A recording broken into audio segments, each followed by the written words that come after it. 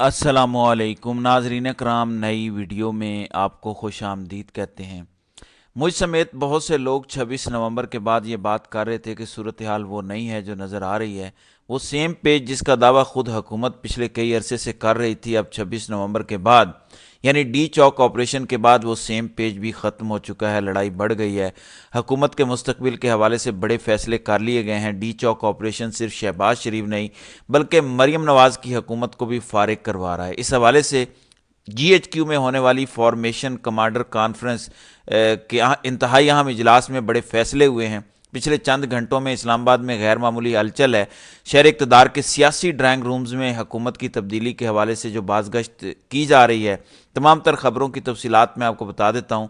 दूसरी इंपॉर्टेंट खबर यह है कि डी चौक ऑपरेशन के 10 दिन बाद बुशरा बीबी बोल पड़ी हैं। डी चौक ऑपरेशन वाली रात डी चौक पर क्या हुआ, बुशरा बीबी ने क्या देखा, PTI के कौन से लोग बुशरा बीबी को डी चौक से ले गए, फायरिंग शुरू होने से चंद मिनट पहले बुशरा बीबी ने PTI के किस रहनुमा से आखिरी बात की और उसके बाद फायरिंग शुरू हुई, वो सारी कहानी, वो सारी दास्तान 26 नवंबर की रात की बुशरा बीबी ने पहली दफ़ा बताई है। इसकी भी मुकम्मल तफसीलात मैं आपको बता देता हूँ।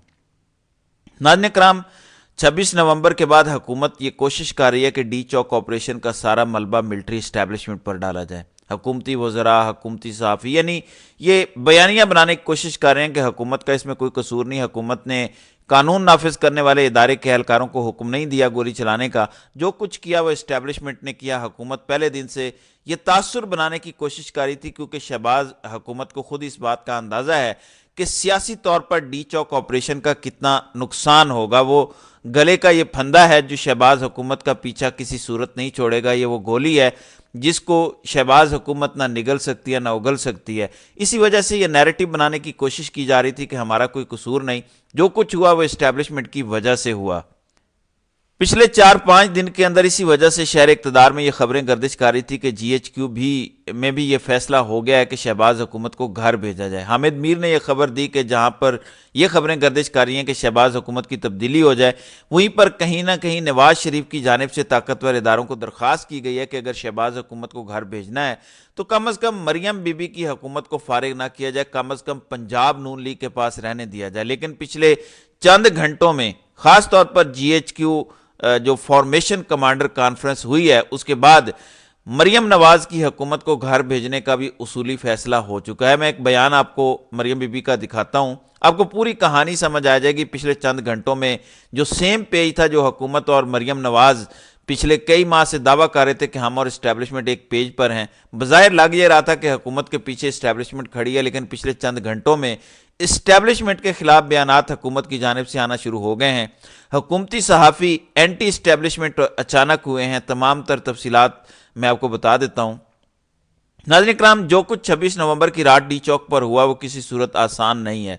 शहबाज हुकूमत और मरियम नवाज की हुकूमत के लिए उसको एक्सेप्ट करना, यानी इस टाइम हुकूमत की जितनी भी इत्तेहादी जमातें हैं, पीपल्स पार्टी, मुस्लिम लीग, काफ, MQM और दीगर सियासी जमातें हों, सारा मलबा नून लीग के ऊपर है। खुद नून लीग को भी इस बात का अंदाज़ा है कि सियासी तौर पर डी चौक ऑपरेशन का उनको कितना नुकसान होगा।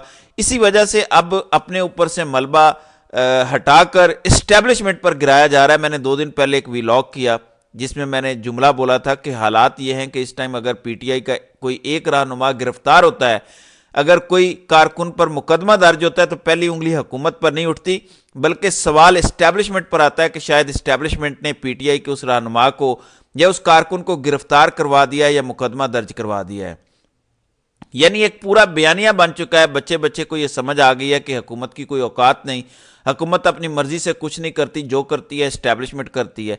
इस बयानिया ने जहां पूरा एक माहौल बनाया, वहां कहीं ना कहीं इस्टेब्लिशमेंट को भी इस बात का अंदाज़ा हुआ पिछले 10 दिनों में कि इस बयानिया का नुकसान इस्टेब्लिशमेंट को हो रहा है। ख़ास तौर पर पिछले 10 दिनों में ओवरसीज़ पाकिस्तानियों से जो रिएक्शन आया, जो बाइकॉट मुहिम चली, गो कि कई लोग ये समझते हैं कि इस हद तक नहीं जाना चाहिए कि हम मसनूआत का बाइकॉट करें, लेकिन कहीं ना कहीं ये दावा हो रहा है कि इस बाइकॉट मुहिम से इस्टेब्लिशमेंट बहरहाल परेशान है। खैर, पिछले चंद घंटों में यह दावा किया जा रहा है कि शहबाज हुकूमत को तो घर भेजा ही जाएगा। आपने देखा होगा कि फैसल वाडा अचानक एक्टिव हुए, फजल रहमान के घर चले गए, बिलावल से मिले, फिर TV पर बैठकर उन्होंने बिलावल भुट्टो की शान में कसीदे पढ़ना शुरू कर दिया।